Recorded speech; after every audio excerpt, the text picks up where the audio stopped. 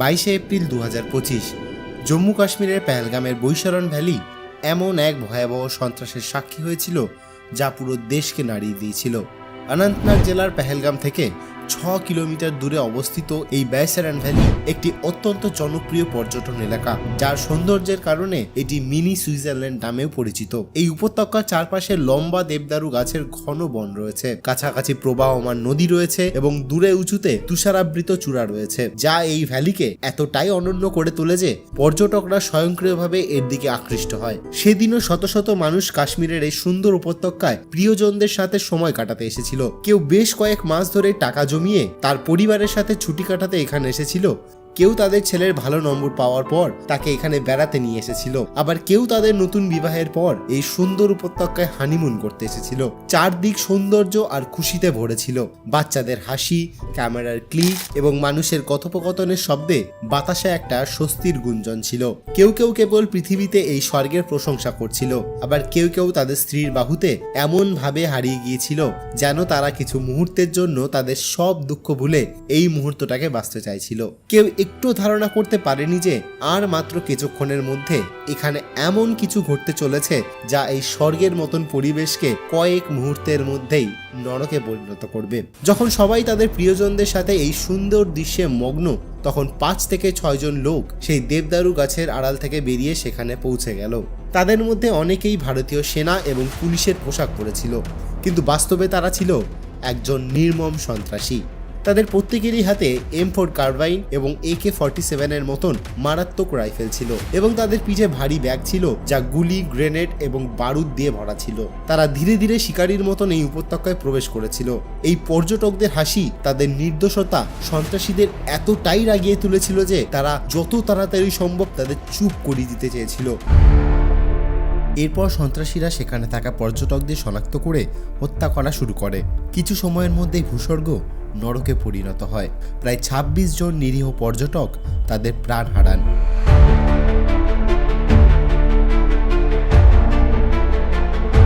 এরপর প্রায় 15 দিনের মাথায় 7 মে 2025 ইন্ডিয়ান আর্মড ফোর্স তাদের যৌথ পরিকল্পনায় অপারেশন সিন্দুর লঞ্চ করে এবং সেই 26 জন নিরীহ পর্যটকের হত্যার বদলা নিয়ে নেয়।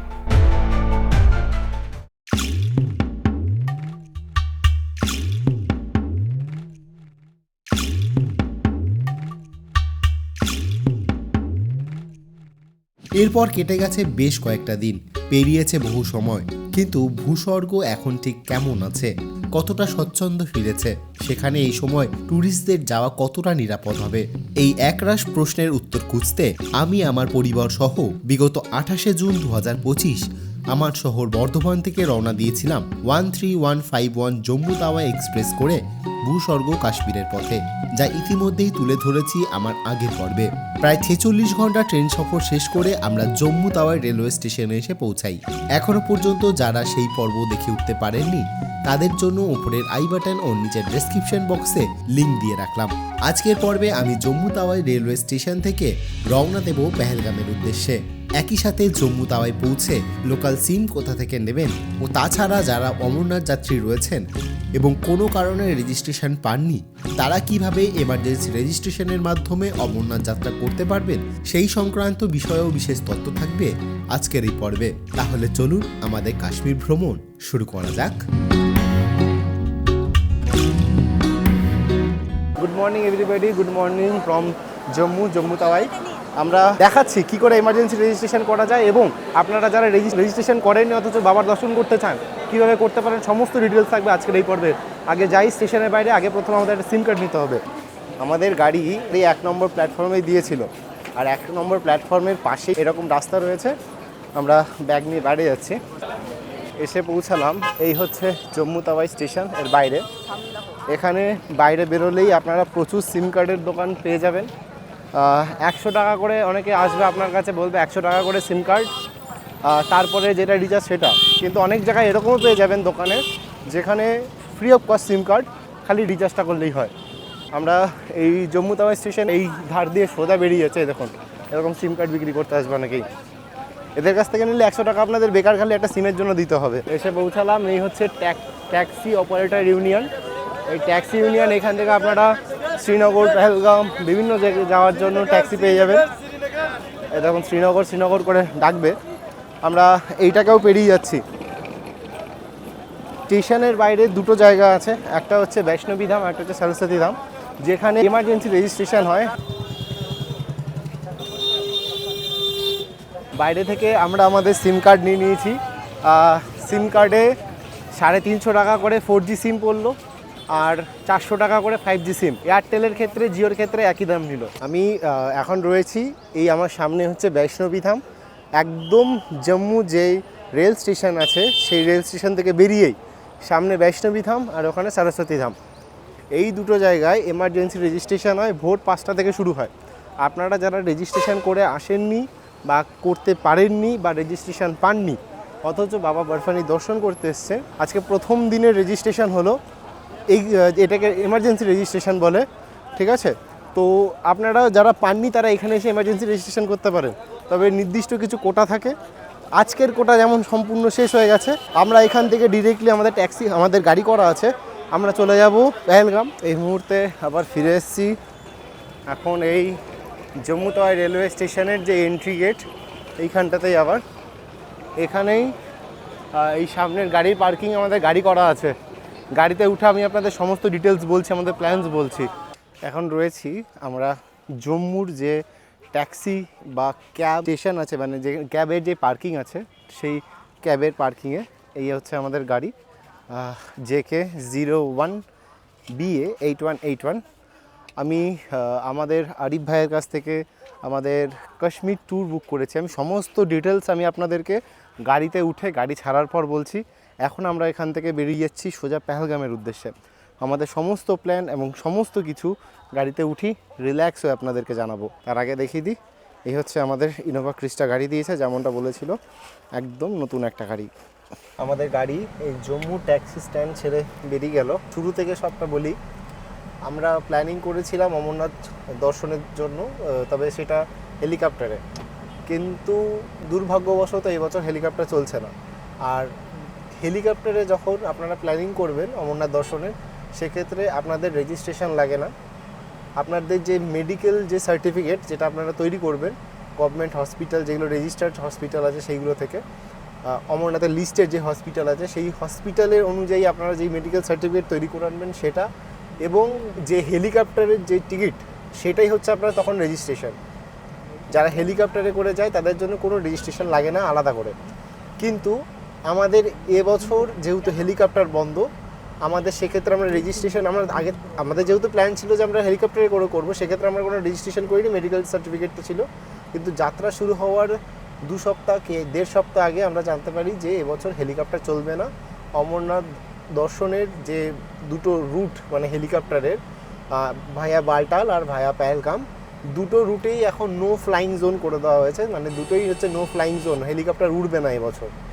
তো সেই ক্ষেত্রে আমাদের কাছে কোনো বৈধ রেজিস্ট্রেশন নেই। ট্রেনের টিকিট যেহেতু কাটা ছিল, আমরা প্ল্যানিং করেছিলাম যে শুধুমাত্র কাশ্মীর ঘুরবো। এখন আমরা সেক্ষেত্রে প্ল্যানিং করলাম যে এইখানে কোনো একটা ট্যুর এজেন্সির মাধ্যমে আমরা এবছর কাশ্মীরে ঘুরবো। সেরকম অনুযায়ী আমি আরিফ ভাইকে কন্ট্যাক্ট করি, এবং আরিফ ভাইয়ের সমস্ত ডিটেলস, তার ট্রাভেল সমস্ত কিছু আমি ডিসক্রিপশানে দিয়ে রাখছি। আপনারা নাম্বার বগেরা সব কিছু পেয়ে যাবেন।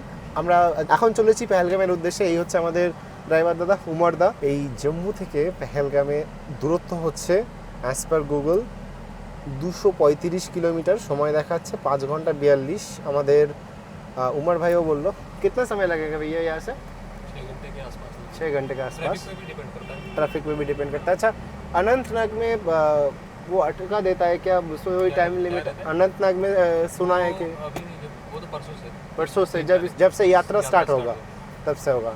ओके, अच्छा, যখন থেকে যাত্রা শুরু হয়ে যায় তারপরে वो कितने बजे तक खुला रहता है अनंत में? क्रॉस हर एक पॉइंट है। अच्छा, आपको अनंतनाग पार करना है तो 3 बजे के पहले अच्छा 3 बजे से पहले उसके बाद में वहाँ उस पॉइंट से जाने आगे नहीं देंगे। नहीं देंगे।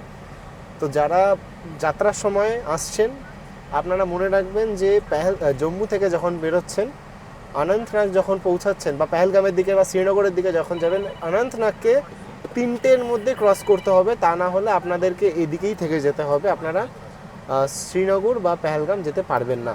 আর আমাদের এখন কোনো বাধা নিষেধ নেই। আজ হচ্ছে 30শে জুন 2025 আমরা যাত্রা শুরু করলাম আজকে থেকে, আমাদের কাশ্মীর ট্রিপ শুরু করলাম। সমস্ত ডিটেলস দেওয়া থাকবে আপনাদেরকে, যে কীরকম এখন কি পরিস্থিতি, কাশ্মীর আসা এখন সেফ না আনসেফ, সমস্ত কিছু যেটা আমরা এক্সপিরিয়েন্স করব সেটা আপনাদের সঙ্গে শেয়ার করব। স্টেশন থেকে কিছুটা বেরিয়েই আমরা এসে উঠলাম NH44-এ। সামনের এই দুটি রাস্তায় শ্রীনগরের দিকে যায়, কিন্তু নিচের রাস্তায় ট্রাফিকের বিশেষ বাধা নিষেধ থাকায় আমাদের ড্রাইভার উমার ভাইয়া উপরের রাস্তাটি ধরল। এখন জম্মুর ওয়েদার বেশ গরম, আমাদের শহর কলকাতার সমানই প্রায়।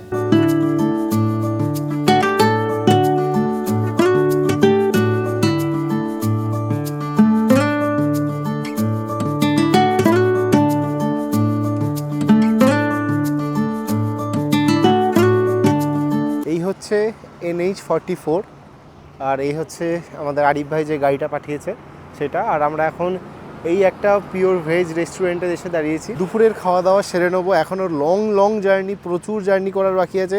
ঘড়িতে সময় মাত্র 12:31।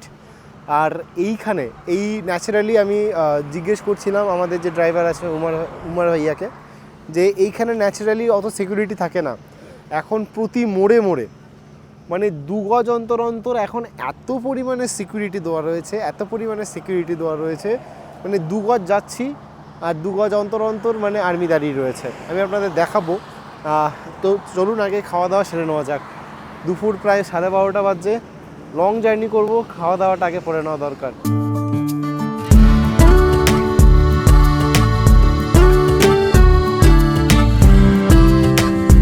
যদি একটা হোটেলে নিয়ে এসছে খাওয়ানোর জন্য, মানে এটা আমাদের পে করেই খেতে হবে। দাম শুনে মাথা ঘুরে যাওয়ার জোগাড়, মারাত্মক দাম সব খাবারের। তো অ্যাট লাস্ট আমরা প্ল্যানিং করলাম যে শুধুমাত্র ডাল ভাত আর মিক্স সবজি নেবো, ব্যাস, আর তার থেকে কিচ্ছু নেবো না এক্সট্রা। এত পরিমাণে দাম, এখানে থালি শুরু হচ্ছে 400 টাকা থেকে, 350 টাকা থেকে।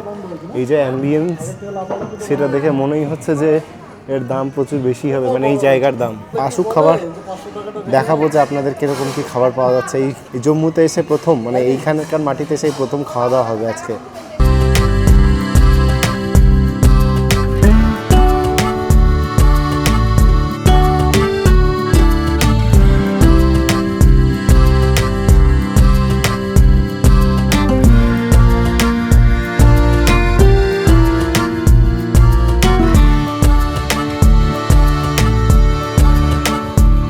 ঘড়ির কাটায় সময় এখন ঠিক 2:15।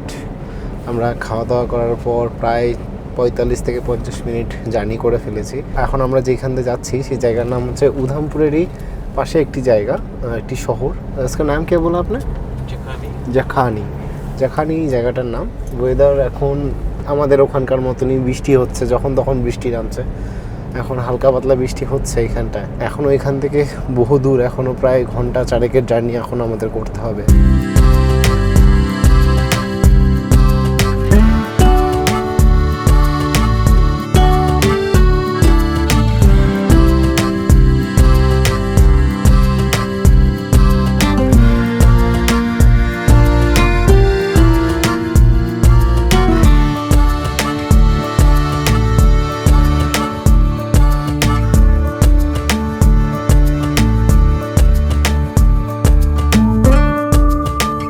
ঘড়ির কাটায় সময় এখন হচ্ছে 2:42।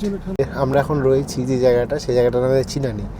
আর এরপরে শুরু হতে চলেছে সামনে শ্যামাপ্রসাদ মুখার্জি যে টানেল আছে, সেই টানেলটা 9 কিলোমিটার লম্বা। এই শ্যামাপ্রসাদ মুখার্জি টানেলের মধ্যে এখন আমরা এন্টার করব। এই দেখুন লেখা আছে চিনানি নশরি টানেল, নশরি। আচ্ছা, দুসরে তারিখ। আচ্ছা, আমরা এই চেনানিতে ঢুকলাম। আর এরপরে যেইখানে আমরা উঠবো সেই জায়গাটার নাম হচ্ছে নশরি। দেখুন এইটা 9 কিলোমিটার লম্বা টানেল, অসাধারণ। টানেলের ভেতরে কি নেই, একটা যাওয়ার রাস্তা, 2টো লেন করে দেওয়া রয়েছে, একটা যাওয়ার একটা আসার। কানে স্তব্ধ দিয়ে আসছে, বিশাল সুন্দর। টানেল শেষ হচ্ছে, প্রায় 9 কিলোমিটার লম্বা ছিল এই টানেলটা।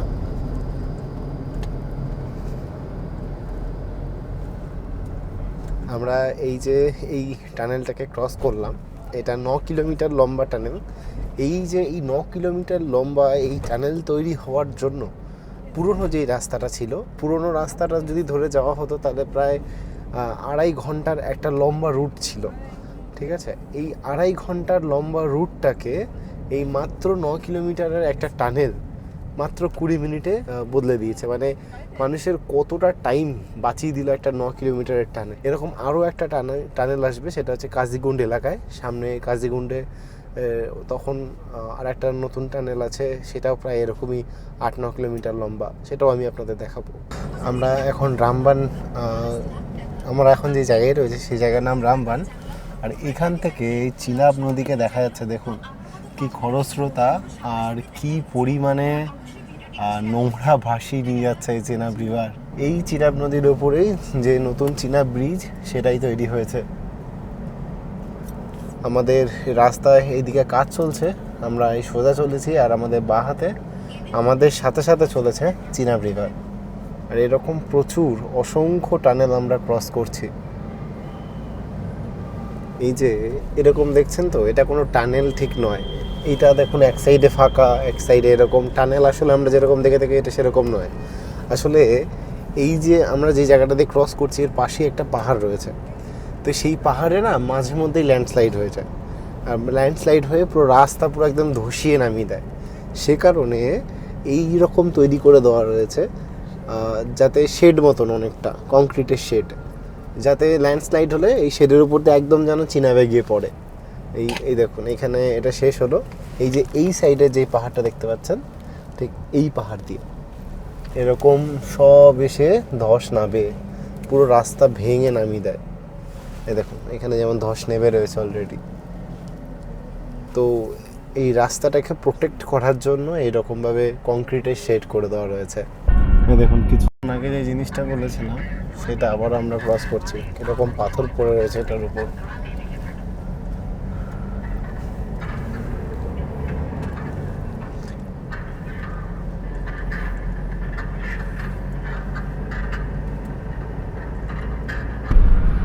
এই আর একটা টানেল, আমরা এখন এই বানিহালে রয়েছি। বানিহালকে কাজিগুন্ডের সঙ্গে যুক্ত করছে। এর লেন্থ হচ্ছে 8.45 কিলোমিটার।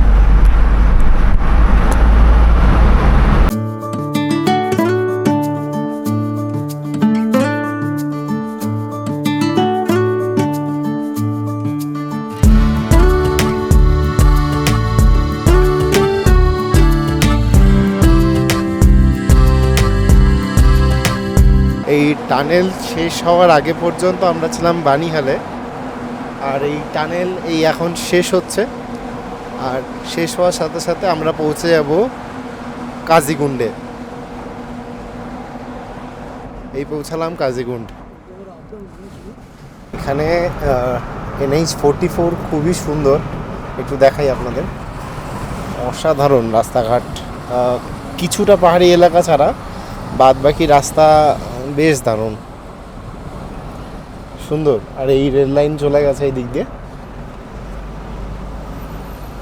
অসাধারণ। এইখানে আমাদের ওখানকার মতনই সমতল ভূমি রয়েছে, ধান চাষ হয়েছে, সুন্দর রাস্তাঘাট, বেশ ওয়েদারটাও ভালো। আর এখন আস্তে আস্তে হালকা হালকা ঠান্ডা লাগছে, এখন আর এসির প্রয়োজন হচ্ছে না। জম্মুতে যখন ছিলাম আমাদের উমার ভাইয়া বলছিল যে জম্মুতে ওই দিল্লি বা আমাদের ওখানকার মতনই গরম পড়ে আর কি, কিন্তু এইখানে অতটা পরিমাণে গরম নেই, গরম রয়েছে কিন্তু আবার অতটা ঠান্ডাও নেই, মানে ঠিকঠাক মনোরম ওয়েদার আর কি। আর এখান থেকে শ্রীনগর 72 কিলোমিটার, পেহেলগাম 66, কাজিগুন্ড 2 কিলোমিটার। পুরোপুরি পৌঁছায়নি কাজিগুন্ডের মানে মেন চত্বরে পৌঁছাতে এখনও 2 কিলোমিটার রাস্তা বাকি। বানিহাল থেকে কাজিগুন্ডের দিকে ঢোকার পর থেকে NH-44-এ নেক্সট লেভেল টাইট সিকিউরিটি রয়েছে। আর এই কাজিগুন্ড এলাকায় আমরা এখন পেরোচ্ছি। এইখানে একটা কাশ্মীরের অথেন্টিক ফ্লেভার পাওয়া যাচ্ছে। বেশ ধান ক্ষেত, তার মাঠের মাঝে বাড়িঘর রয়েছে, এগুলো সব ইটেরই বাড়ি, দেখেই বোঝা যাচ্ছে প্লাস্টার করা নেই। আর পাহাড়ি শেপে যেরকম হয় ছাউনিটা সেরকম। নেক্সট লেভেল সিকিউরিটি, মানে আমার ক্যামেরায় আপনারা জানি না কতটা বুঝতে পারবেন, মানে প্রতিটা দোকানের সামনে, এখানে দেখুন একটা দোকান আছে, দোকানের সামনে সিকিউরিটি দাঁড়িয়ে রয়েছে, মানে প্রচুর প্রচুর আর্মি রয়েছে এই সাইডটায়। এই কাজিগুন্ড সেকশন ঢোকার পর থেকে এত লেভেলের টাইট সিকিউরিটি, এর থেকে আরও বেশি সিকিউরিটি পাবো আমরা যতটা আরও এগোবো। এরকম আর্মিরা টহল দিচ্ছে, আর এরকম ছোট ছোট সিআরপিএফের প্রচুর গাড়ি রয়েছে, গাড়ি চেকিং হচ্ছে, প্রচুর পুলিশ, প্রচুর আর্মি পোস্ট রয়েছে এই এলাকাটায়। এই দেখুন ছোট ছোট বাংকারের মতন করা রয়েছে এখানটায়, যারা এইখান থেকে সিকিউরিটিরা অফিসিয়ালস রয়েছে, এই দেখুন পর পর পর পর রয়েছে বাংকারের মতন। এই দেখুন এই আর একটা পর পর, মানে দুই রাস্তার মাঝখানে এরকম মানে ভর্তি রয়েছে, 2 গজ অন্তর অন্তর। এক সাইডে যেমন সিকিউরিটি আর এক সাইডে সেরকমই সুন্দর দৃশ্য, প্রাকৃতিক দৃশ্য।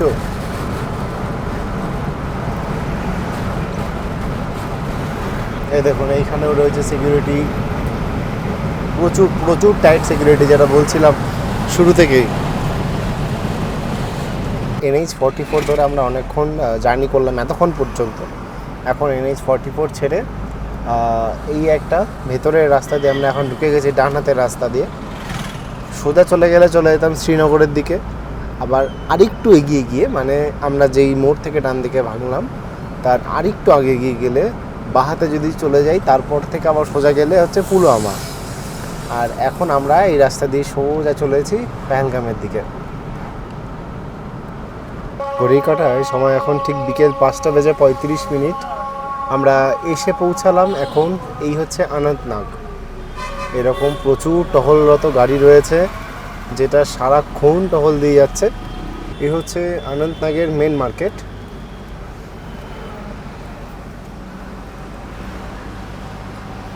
ওয়েদার এখানে একদম দারুণ, ফাটাফাটি ওয়েদার রয়েছে। অ্যাকচুয়ালি এই অনন্তনাগ হচ্ছে একটা মেন জাংশন বলা যায়, যেটা দুদিক থেকে ভাগ করে দিয়েছে। একটা হচ্ছে পেহেলগামকে ভাগ করে দিয়েছে ডান দিকে, যেটা আমি শুরুতে বলছিলাম যে ডান দিকে আমরা ভেঙে যাচ্ছি।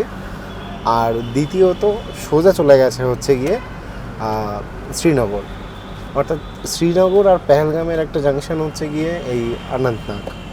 এই অনন্তনাগ এই যে চত্বরে বাজারের মধ্যে কি টাইট সিকিউরিটি দেখুন। এখানে দেখুন ব্যারিকেড, বাংকার, এরকম সমস্ত কিছু করে দেওয়া রয়েছে। প্রচুর প্রচুর, মানে প্রতি 1 পা 2 পা এগোলে মানুষের থেকে বেশি আর্মি পাওয়া যাবে এখানে। এত টাইট সিকিউরিটি থাকছে, এত টাইট সিকিউরিটি আছে এখানে। আমি সব দিকে ক্যামেরা করতে পারছি না, কারণ আর্মিদের দিকে ক্যামেরা করা উচিতও নয়।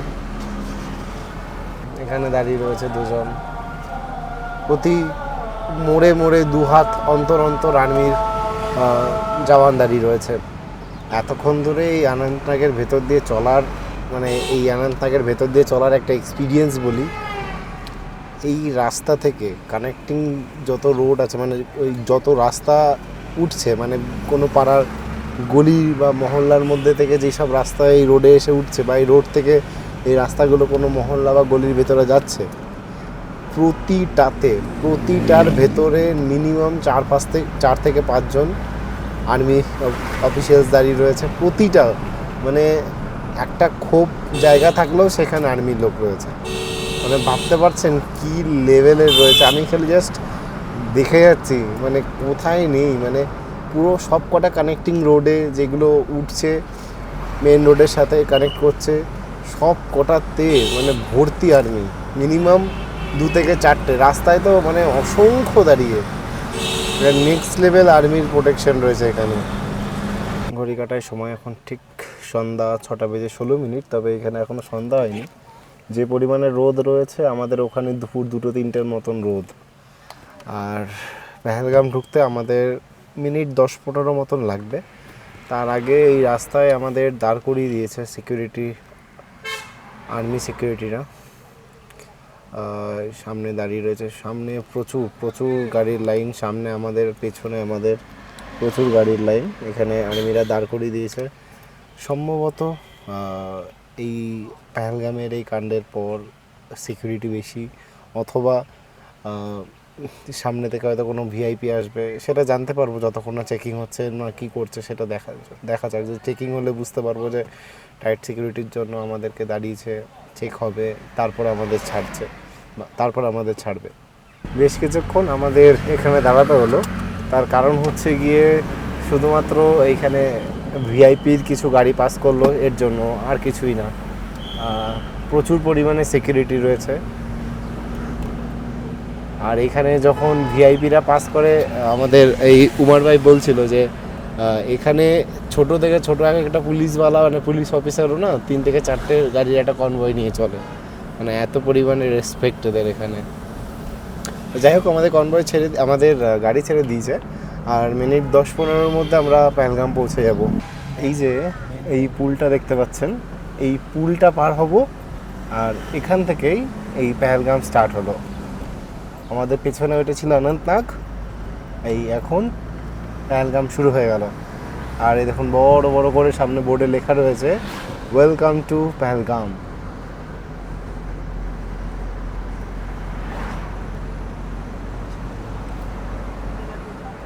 দেখুন কি সুন্দর। এই কোন সা নদী বলা আপনি? লিদার। আর আমাদের ডান হাত দিয়ে বয়ে চলেছে হচ্ছে লিদার নদী, আর ওই পাহাড়ের পেছন দিকে সূর্য অস্ত যাচ্ছে, অসাধারণ লাগছে।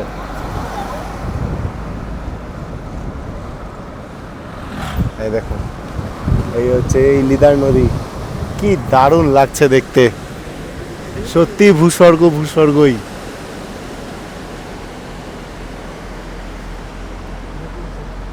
আর আমাদের গাড়ি এখন এই বাঁদিকে ঢুকে যাবে। এই বাঁদিকে এটা হচ্ছে টোটালটাই হোটেল এরিয়া, মানে লেখা আছে জওয়ান और আওয়াম।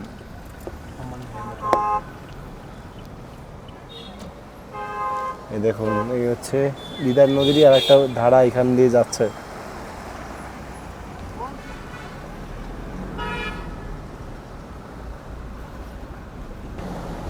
কি লাগছে দেখুন, সাধারণ।